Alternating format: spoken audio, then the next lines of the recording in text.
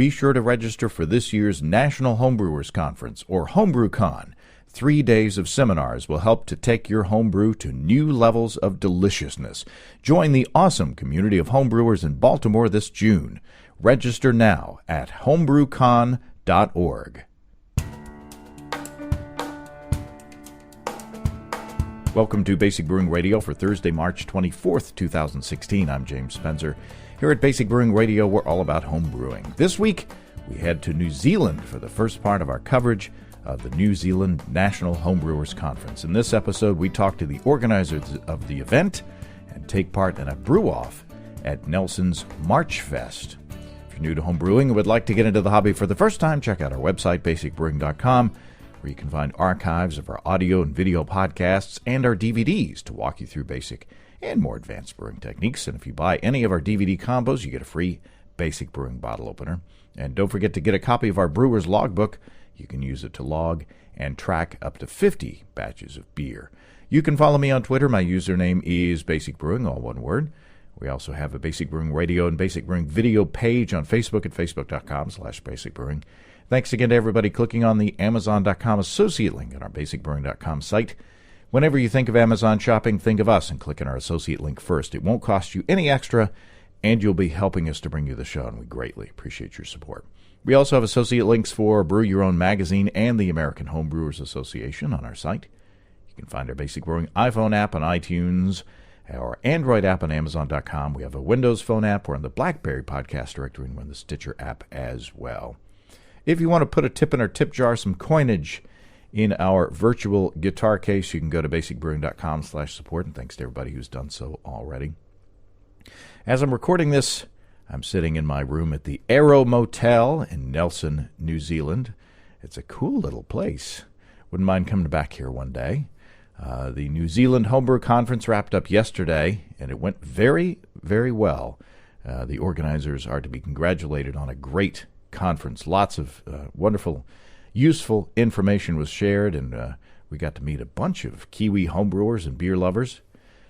Earlier in the week, we got to tour a hop yard, a hop processing facility, and the government farm where new Nelson hop varieties are born and developed. You could see photos that I shot of that on our Facebook page and on the Twitter as well.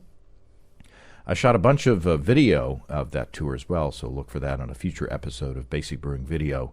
For the audio side, I recorded several keynotes and sessions of the conference that you will hear on this program. Tons of good information there, so lots to come from our trip to New Zealand.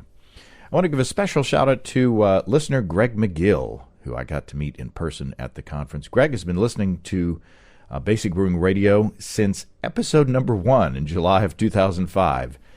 I think he might have been the first international listener that ever emailed me, which was really, really cool.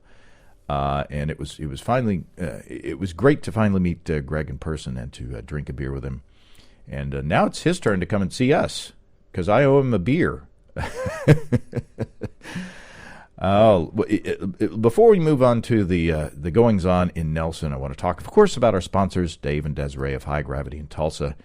Steve Wilkes and I recently shot a video comparing the electric brew-in-a-bag system that I have with the smaller high-gravity system that Steve now proudly owns.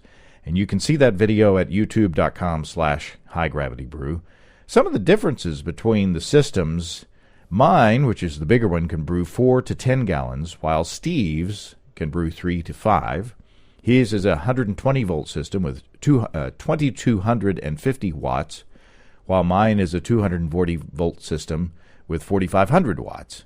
Now, what does that mean? Mine, to make it simple, mine can heat 8 gallons of water at the rate of 4 degrees per minute, while Steve's raises 8 gallons of water 2 degrees per minute. But the thing is that Steve's is small enough that you can put it on a kitchen stove and use that stove burner to boost the heat. So if you live in a small space in an apartment, maybe you've got an electric stove that's not up to snuff, it can help raise the temperature faster on this smaller system. Then when you're up to temperature, you can shut off that external burner on your stove and let the PID controller in the high-gravity system and the internal electric element take over. and brew your beer for you. You can see all the details of both of those systems by watching that video at youtube.com/highdgravitybrew, or you can go to highdgravitybrew.com and check out the specs. And I can't wait to taste what Steve brews with that system. The day before the Nelson Conference was Marchfest. It's an annual time to celebrate good local beers, food, and music. It's a family-themed event, and that was a lot of fun. Lots of people enjoying that event. The organizers of the Homebrew Conference arranged for us to brew on stage at the conference, or at Marchfest, to expose more people to the hobby of homebrewing. And along with Chris Colby and Andy Sparks, I was joined on the stage by John Palmer and Mike Tasty McDowell of the Brewing Network. So we had lots of fun, and in a couple of weeks, the locals will have 5 batches of homebrew to sample and to compare.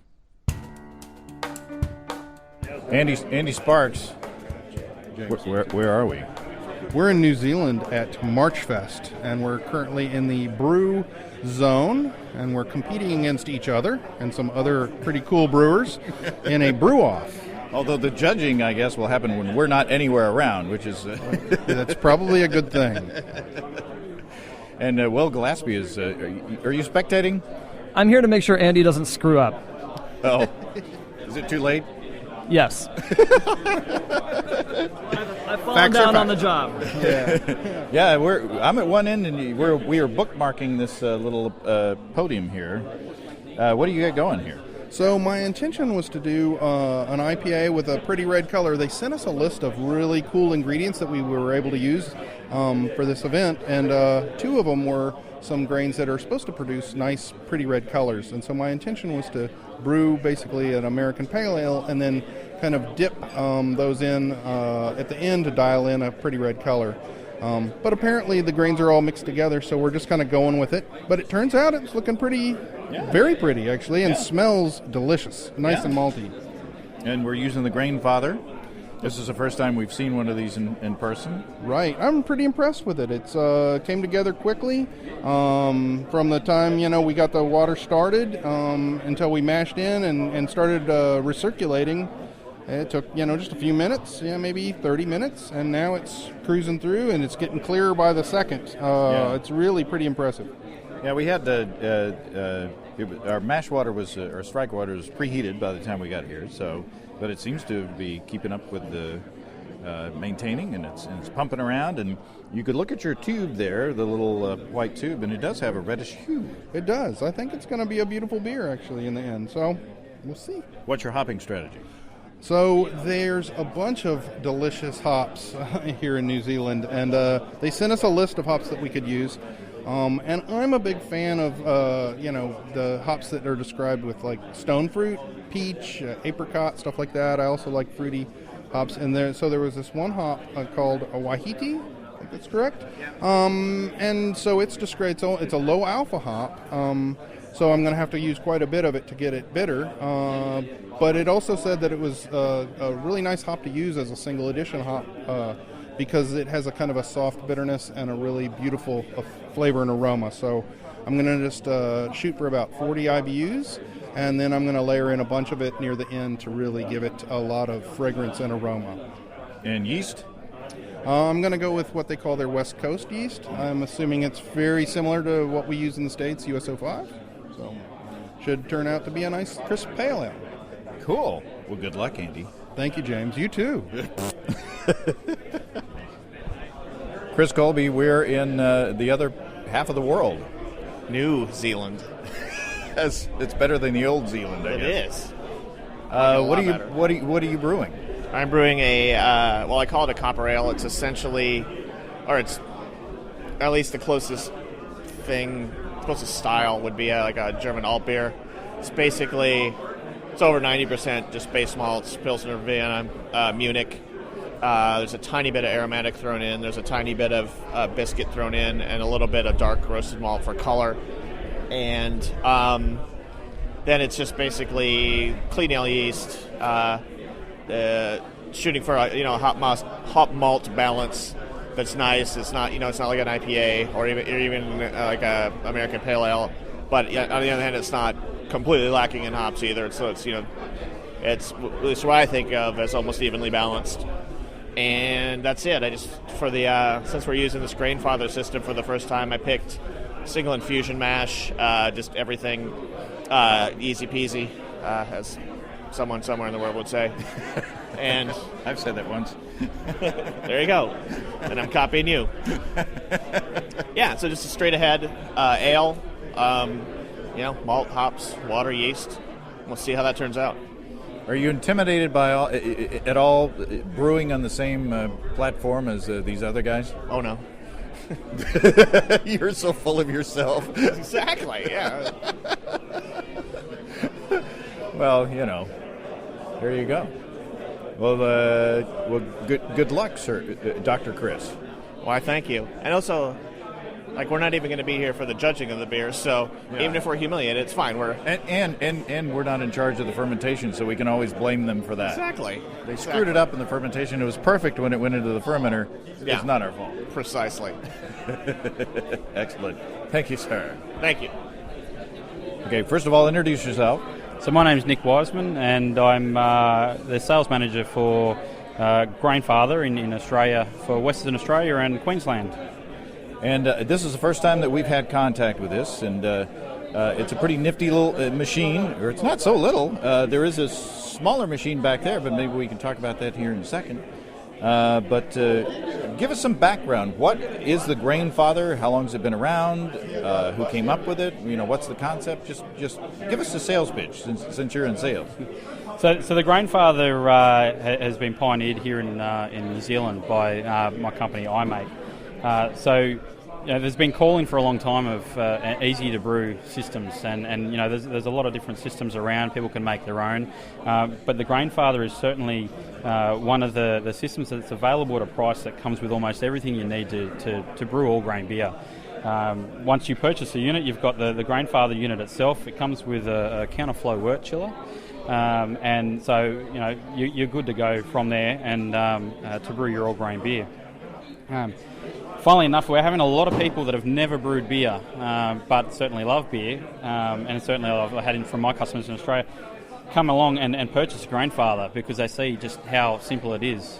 There's one thing being a brewer yourself and myself.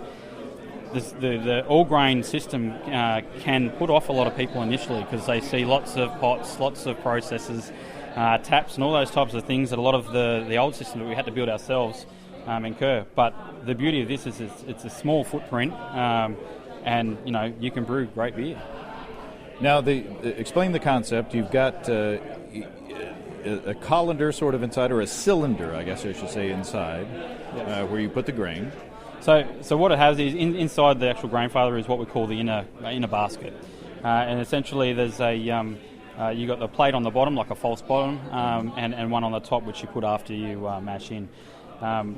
Once you've got your water inside the Grainfather unit, it's heated up. It's a simple matter of emptying the grain so you're mashing into the unit itself, and the grain is held in there by the two plates, and obviously we've got the pump and the recirculation arm. So once you're done, you put the top plate on top, you hit go on the pump, and you're recirculating and keeping that temperature at exactly what you want.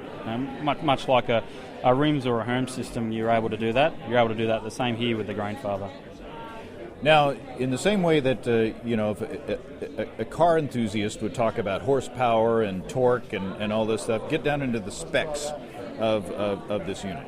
Okay, so what we've got here at the moment is obviously the New Zealand Australian version, which is the 240 volt version. Inside we have two heating elements. So there's a switch on the side which you can flick to normal for boiling, which is the full temperature of the unit, and then you've got the smaller element which is great for keeping that mash temperature so you don't fluctuate too much. So that's one of the real key selling points that's great on this. Unlike some people that may use an urn or something like that, you're able to easily flick it back and forth. We also have the external the control unit on there, which is removable, and so there's also the ability there for future upgrades should we look at that type of thing. The controller unit there is a great little temperature unit. You set your temperature what you want. You hit go, and you walk away essentially, and it's going to do its own thing. The control unit allows you to, has a switch on there from mash to normal. So in normal, it's going to bypass the controller and go straight to boiling. So you're getting the full power now of the elements going for your boil.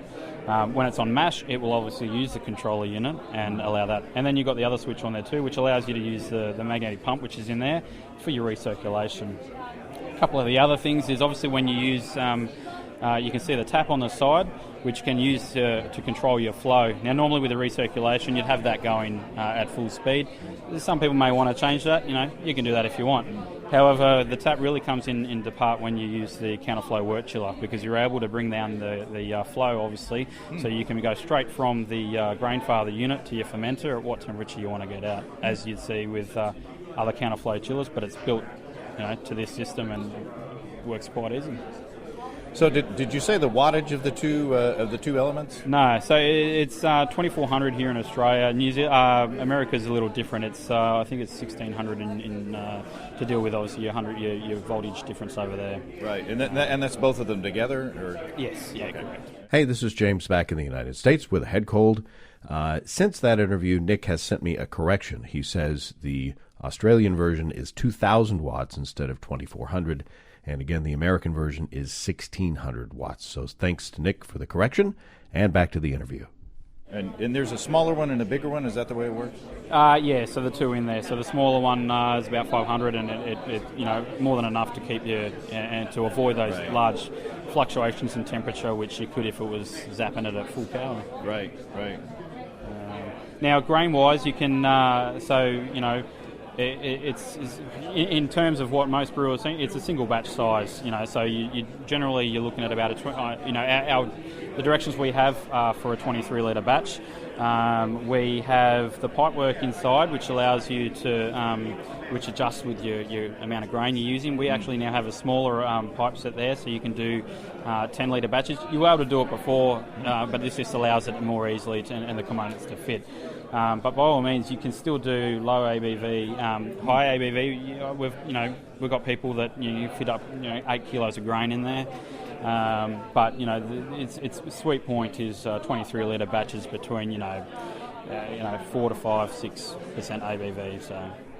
And what are there any plans to expand to larger sizes, or? Not at this stage, no. We have this set at this batch size, and that's all we have at this point.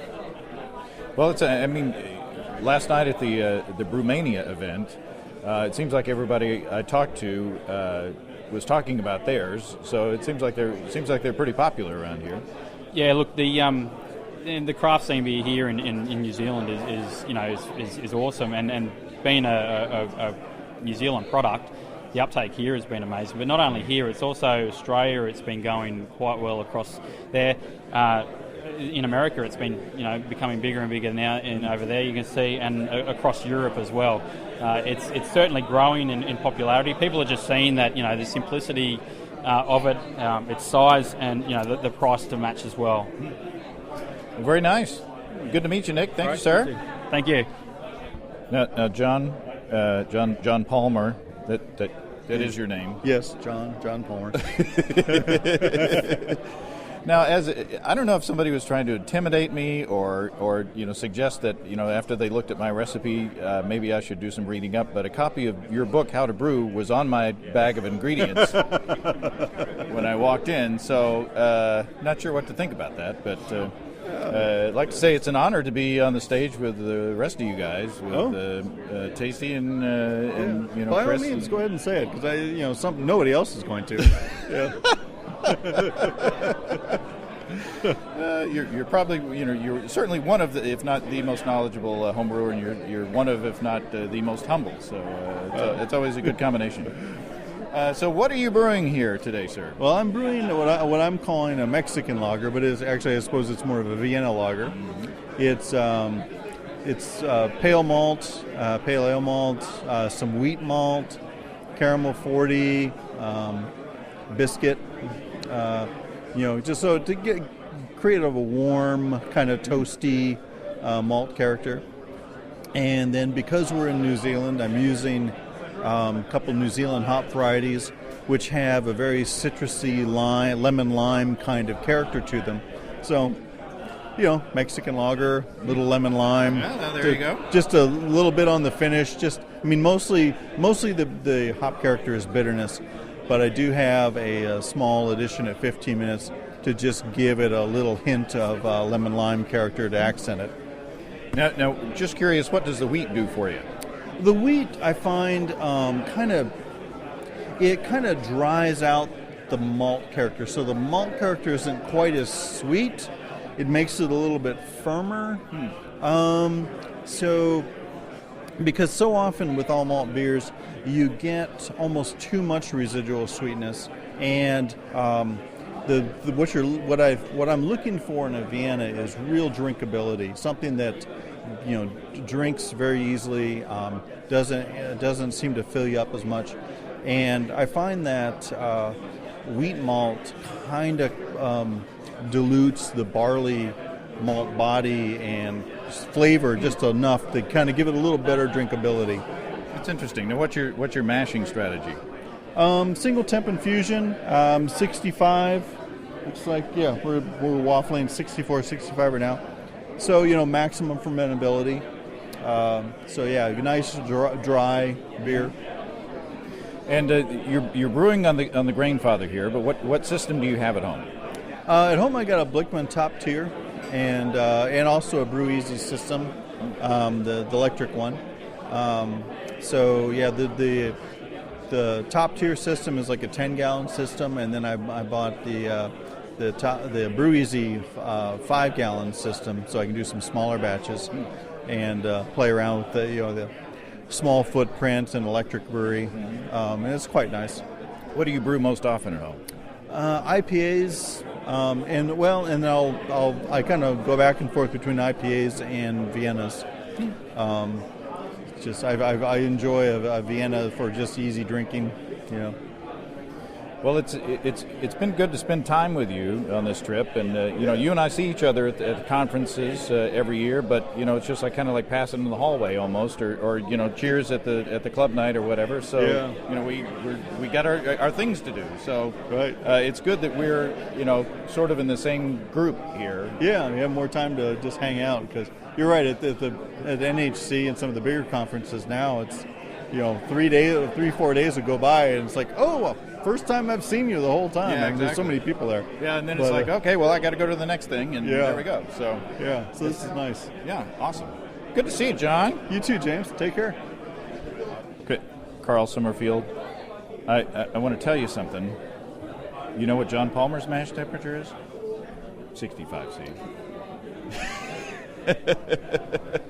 Carl Summerfield is one of the gentlemen who is the organizers of one of the three main organizers of this conference, and when I told him my mash temperature was going to be 65 C, he said, "Are you sure?" That's so your confidence is encouraging, Carl.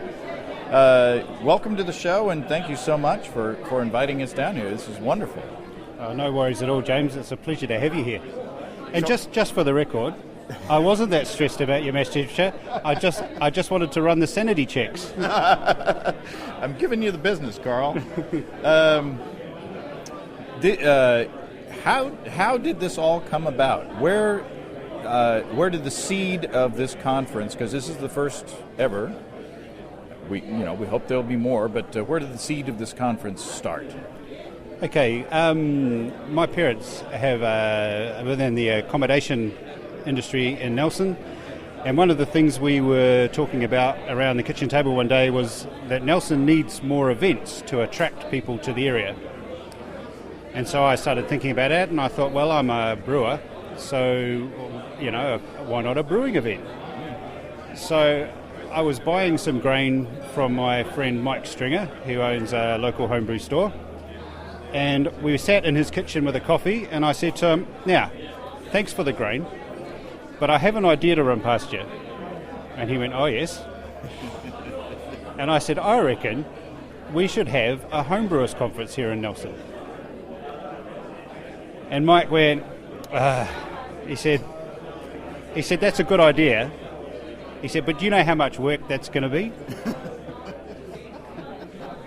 Now, Mike doesn't impress me as a lazy man. He's not a lazy man. And so he said, okay, we need to talk about this a bit more. So let me think about it. I'll get back to you. And a few days later, he rang me and said, right, Carl, we're going to meet down at the River Kitchen Cafe, and I'd like you, we're going to meet at 9 o'clock, so if you come down. So I went down there, and there was this guy there called Ed, and I didn't know Ed very well. And Mike said, Carl, this is Ed. He's my business partner of League of Brewers, and we think we think that's a good one. We reckon that's an idea that'll fly. And so we got out our laptops, and we all opened our laptops up, and we started to organise a conference. Wow. So what was the first step? I mean, how do you start? I mean, if someone's in a country or in a region of, say, the United States or whatever, and they want to start a conference, where do you start? Okay, I've got to drag my mind back what seems like years ago. We started by approaching... Well, we figured we're going to need finance for the conference. That was our biggest concern at the beginning. So the first thing we did was we approached some potential sponsors, and actually Doug from NZ Hops was the guy who was most helpful to us. He basically took us into his office. He gave us a good grilling, and at the end he said, fellas, I think it's a bloody brilliant idea. Which we weren't quite expecting after the grilling. He said, I think this is an event that needs to exist. So that gave us confidence enough to go out and contact other sponsors. We also decided that we were going to run it as a crowdfunding campaign because it's such a new and untested thing. We didn't have the credibility, we didn't have a name, a reputation. So we needed to find a way for people to kind of buy into it in a low-risk way. So we were able to tell our sponsors that we weren't going to run the conference unless we sold 100 tickets. And then we got out there, and Mike is a social media guru, and Ed and I trailed along after him, helping where we could, and we managed to drum up a successful crowdfunding campaign. So it was clear that in New Zealand there were people that were keen on the idea for the conference. So buoyed by that, we were able to go and start approaching speakers and things. We'd started early with speakers. We'd contacted Chris White from White Labs. We'd also got hold of Tasty via Twitter, Tasty McDowell from the Brewing Network, and so we were able to say to the crowd that, hey, look, we've got these guys coming from overseas, and as soon as the interest was sparked, we were able to fund, and then we were able to invite even more people. So, and it's very clear that we've got people from the very top of the North Island right down to the very bottom of the South Island. So it is a genuine New Zealand homebrewers conference. And you wound up with 200 some odd participants, which is twice what your initial target was, which, in comparison to the American Homebrewers Conference, now being 3,500 or whatever it is now, is obviously relatively smaller. But number one, this is a smaller country, and number two, you got to start somewhere, right? That's exactly right. And I think I haven't worked it out proportionally, but we've got 4.4 million people here and 200 people at our conference. I don't know whether that works out for 3,500 people versus, was it 300 million you have? But yeah, we do have to start somewhere, and brewing in New Zealand is a hobby that's on the rise. Craft brewing is taking off.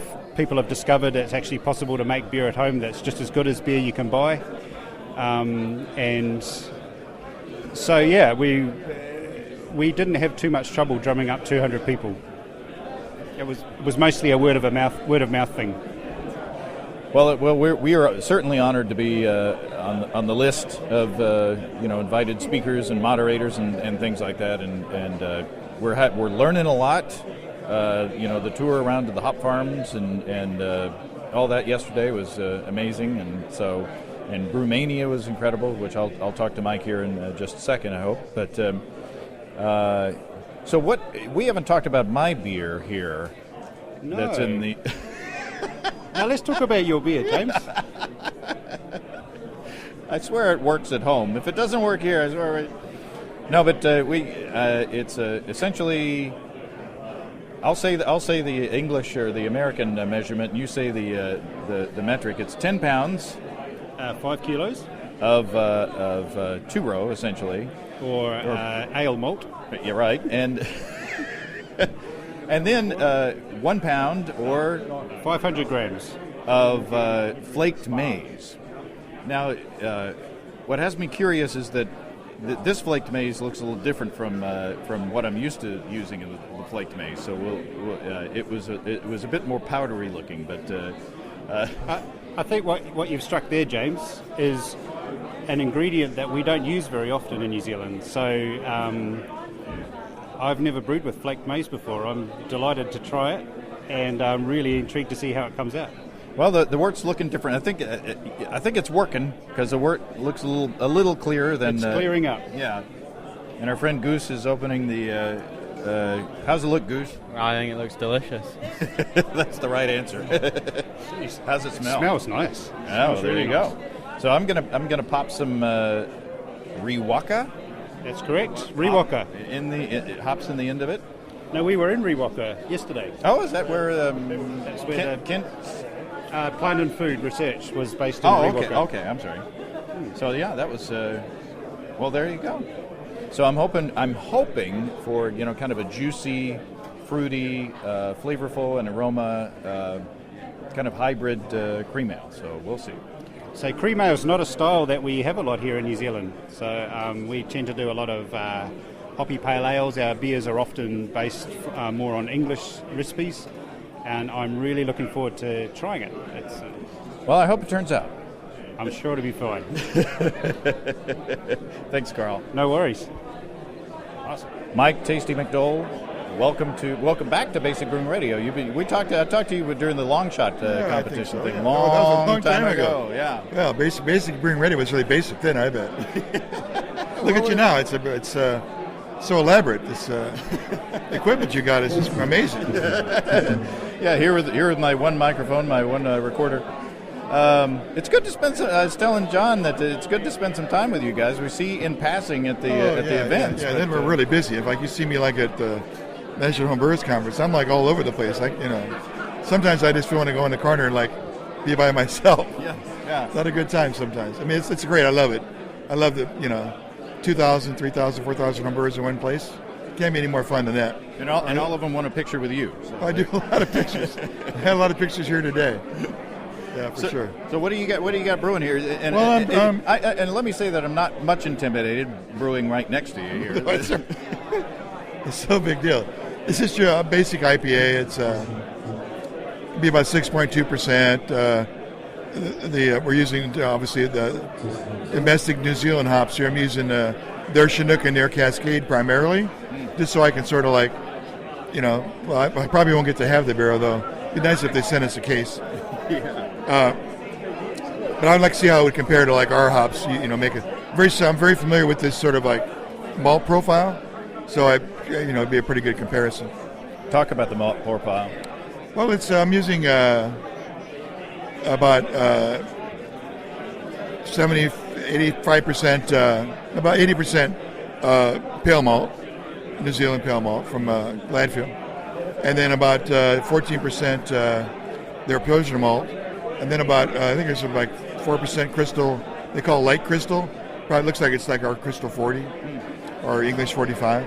And then about 4% is sigillated malt. I'm trying to get the drinking pH down kind of low. Very interesting. And what's your hop strategy? I mean, when are you going to the weighted percentages of where you're going to add the hops, essentially? Well, this beer is going to be about starting gravity about 1058. So, I do kind of like a beer like this. I'll do like a 1-to-1. Then that calls for 58 IBUs, right? So I'll do half of that as a 60-minute edition, and then the other half 10 minutes in later. So you're brewing with a Grainfather today, but what's your system at home? System, I've got a 3-vessel system. I got a store-bought hot liquor tank, 26-liter. in a 26 liter. 100 liter both. If I'm trying to I'm in the land of metric here. You can talk gallons with us, Mike. You're yeah. I got a 26 gallon hot liquor tank and a 26 gallon kettle, and I'm making usually 15 gallons of pre-boil wort, and I have the mash tun's a old Heineken keg, and I can mash about 29 pounds of grain in there, and so it allows me to make most beers that I want to make. But I've been using that thing for 25 years. It's just no different. What happens is I was able to get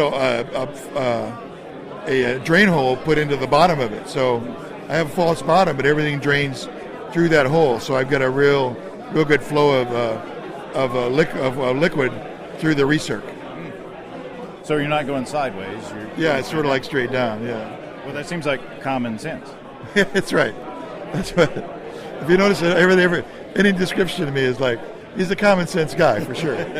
Well, which means I don't get real technical because I'm too lazy to learn. I think. Well, you and I that's really it. You and I are on a panel tomorrow called Common Sense Brewing. Yeah, so, they put me on the right panel. Yeah, I'm Mr. Low Tech, so it's kind of the same thing. We'll have a great time. Yeah, it's good to talk to you. Good to see James. you. Always nice. Mike Stringer, this is quite a thing. Yeah, it's been a while in the making, but it's awesome seeing it all come together. You never really know how things are going to work out, but it feels good right now. Yeah, you and Carl and Ed came up with this over a cup of coffee, as I understand, and maybe a beer or three, and it seems to be working. Here we're at Marchfest. Last night was something called Brewmania, and it's not like any homebrew competition that I've ever seen before. And I wonder if you could spend a couple of minutes to explain the concept of the competition and how it worked. So the concept is something I've had in mind for about 4 months now, and in that time I've never been able to explain to anybody how it works, but I'll have a go. When we were deciding what to do for the conference, the idea of having a homebrew competition came up, and we wanted to do something that was different. Obviously, you've got a whole lot of people in town, and we wanted to come up with a way to keep them entertained and allow them be involved in the judging and appreciation of beers. So the way the competition was designed was really not about trying to find the best beer or the person who's best able to brew to a style or a typical BJCP style competition, but instead to try and identify the best brewer in a way that would give a room full of people a lot of fun. So the way that we did that was that we asked brewers to present 3 different beers, and then proceeded through several rounds of judging, and in each round allow the beers that were least favorably received to result in the brewers of those beers being eliminated from the competition. So in that way, each round that you presented each table, it was kind of like Survivor. You were voting somebody off the island. Yeah, so when I first came up with it, I was just thinking that it's kind of halfway between how you'd structure a tennis competition and a Worldwide Wrestling Federation event. But, this Survivor voting off the island thing explains it pretty well.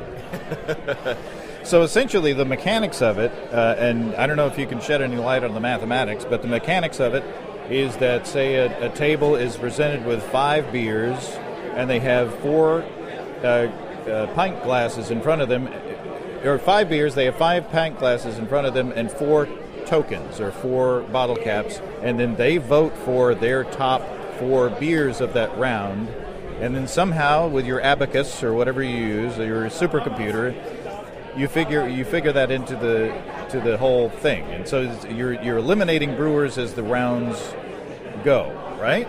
Absolutely. And the final round of public voting for the competition is one where you put 2 brewers head to head. So one brewer their 3 beers are served at the table, and then put alongside another brewer's 3 beers, and you're asking that table to pick which brewer they like best.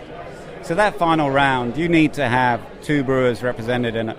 So if you have 10 tables of judges, then you need 20 brewers going into the final round. And if you're eliminating brewers every round, then it means the round before that you need 30, and the round before that you need 40, and the round before that you need 50 if you eliminate 1 per round. So there's a little bit of jiggery-pokery, just trying to adjust the numbers to begin with so that they hit that sliding scale. And the way that was achieved was by, in the first round, just having 1 or 2 tables who had 1 more beer. And then after the first round, straight into that sliding scale.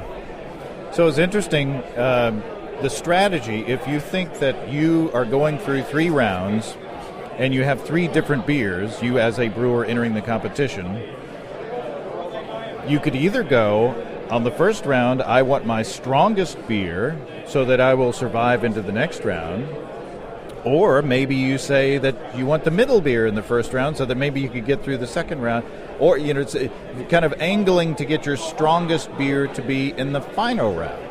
Yep. If you have 2 good beers and 1 beer that you're kind of okay with or might be marginal, where do you put that marginal beer? So there's a bit of strategy there that that these brewers could play with. Absolutely. And if it was just a straight competition, then you would assume that the brewers who are left in as those get eliminated are the brewers who are producing the best beers. So the standard of competition should increase as the rounds go by, and I'm pretty certain that's what we saw last night. But another factor came into play was that when we were designing the competition, I realized that if a brewer was eliminated in round 1, then we'd have their round 2 and round 3 beers sitting there with nothing to do. So what we did was to come up with a second tier of competition, which was a singles competition. And that allowed people that only had 1 beer that they thought was ready or suitable to enter, they could enter that directly into the singles comp. And what we could also do was to then allow brewers from the main competition who were eliminated in the first round to have their round 2 and round 3 beers drop into the singles competition. The consequence of that, of course, is that if you have a great beer and you have an average beer and you have a weak beer, well, that weak beer is probably going to get you knocked out whichever round it's served in. So you may as well serve it in the first round where the standard is at the lowest, see if it gets you through. If it doesn't, then your good beer and your great beer are then being represented in the singles comp. So as a result of following that strategy, we saw quite a few brewers achieve the final elite judging in the singles comp who had actually entered into the main Brewmania comp. And the elite judging, the final judging happened this morning with the Americans. You put us with the responsibility of picking the winners. Luckily, I was just a steward. I poured the beers, and all the rest of the Americans judged. But I think they were pretty happy with the result. So it seems like the idea worked. Yeah, I'm amazed.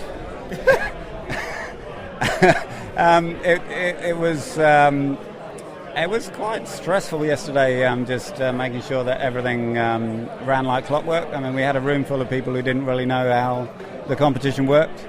We had a number of volunteers who were given specific jobs, and they were very willing and eager. But obviously, until they've seen it happen, you can't assume that it will be obvious.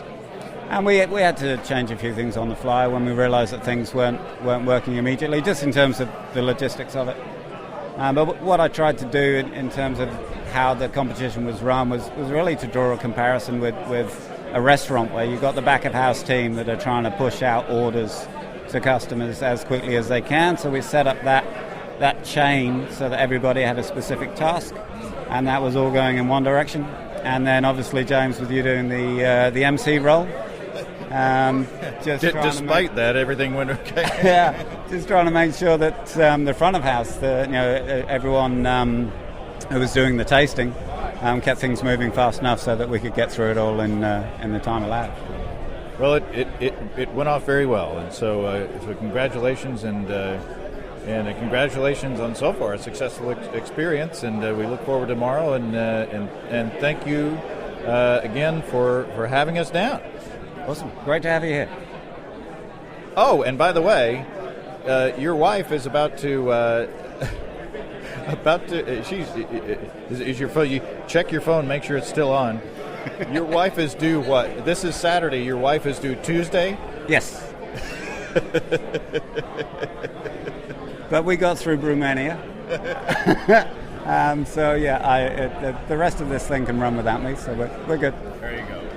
Well done, sir, on all accounts. Awesome. Thank you, James. Ed Bream, welcome to Basic Brewing Radio.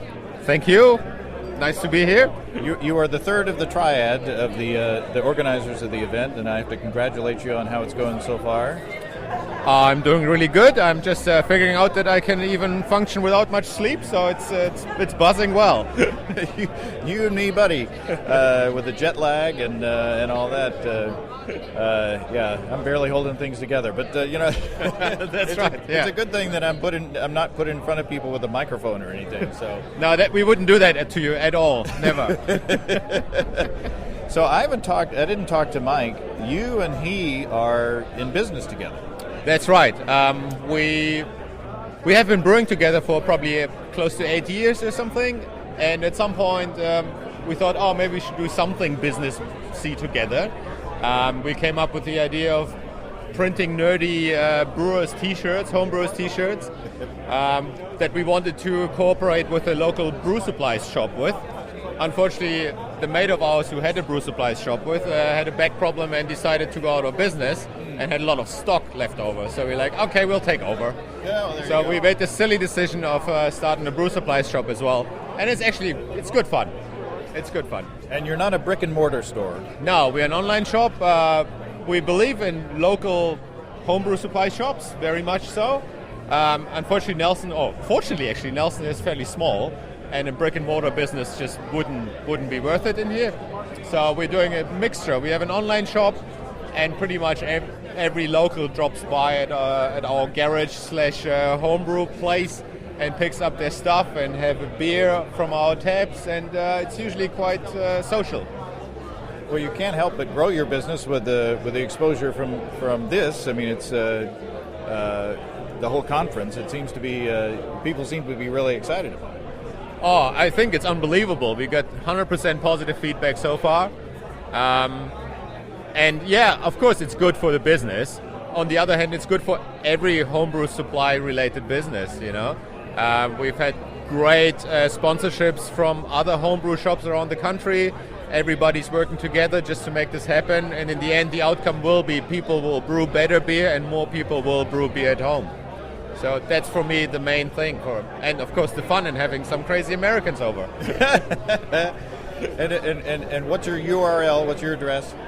We're called League of Brewers, and the address is leagueofbrewers.com. Funnily enough, because we thought at some point we wanted to sell our t-shirts worldwide, which we probably still would do. But now, you wouldn't send grain all over the world, Yeah, that's a little. A shirt is a little lighter than grain. But, that's right. But the shirts are clever and cool, and you have the most unusual New Zealand accent of anybody I've met. So. I'm practicing my German accent, just so I don't forget that's where I come from. So I've been in New Zealand for about 10 years, and. I'll probably never lose my German accent, of course, and that's okay. I love this country. It's my new home. I have no intention of leaving ever. I've tried it once going over to Aussie, and I wouldn't do that again. Oh. Don't get me wrong, Aussie, it's a nice place, but Nelson is just too nice. It is very nice, and I thanked Carl and I thanked Mike, and I want to thank you for inviting us all down. It's been a lot of fun. I look forward to tomorrow. Thank you. Thanks back to you guys, and thanks a lot to all the sponsors that have made this possible, because we couldn't have paid this whole event out of our pockets. And the punters who paid for their tickets early in the crowdfunding, and the sponsors who have been right away saying, yes, we want to support this, just made this happen. We're just the guys who spend every night planning it. Thanks, Ed. Thank you very much, James. What a fun day. A couple of updates since then. Mike Stringer became the father of a beautiful baby boy on the morning of the conference. So he missed out on most of the fun at the conference. But, you know, man's got to have his priorities, right? He did get to see his other baby, Brewmania, come to life as well. And both were successes, I'd say. And an update on the beer that Carl and I brewed. We wound up with a stuck sparge, of course. My luck. And I think it was because of the flaked maize that we used that was more of a powder.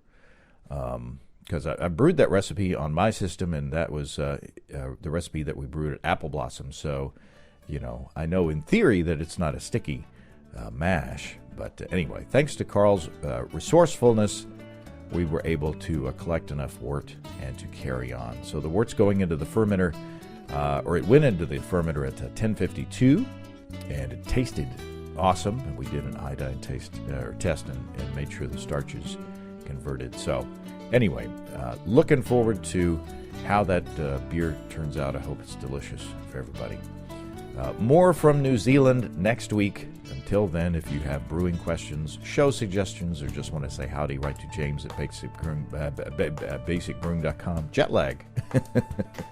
Or just fill out the contact form on basicbrewing.com. And please don't forget to tell us where you're from. Check out our support links where you can throw a couple of bucks into the tip jar by subscribing financially to our podcasts. Be sure to check out our DVDs, Extract Brewing and Partial Mashing, Stepping into All Grain, Low-Tech Lagering and Decoction Mashing, and Introduction to Wine Kits. You can find them all on our site. Get a free Basic Brewing bottle opener with any DVD combo. You can check out our Basic Brewing shirts in the store as well. And our logbooks, too, where you can track and log up to 50 batches of beer. Check all those out at basicbrewingshop.com. Thanks to everybody who's continued to click on our Amazon.com link.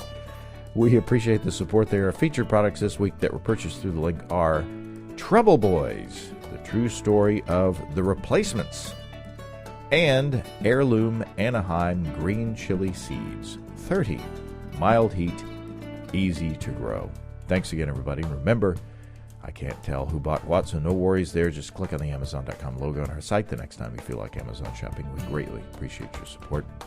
Don't forget, you can also join the American Homebrewers Association and subscribe to Brew Your Own magazine through the associated links on basicbrewing.com.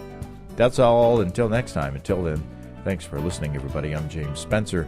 Production help for Basic Brewing Radio and our website is brought by Kelly Dodson. Basic Brewing Radio is a production of Active Voicing. We'll talk to you next time, everybody. So long.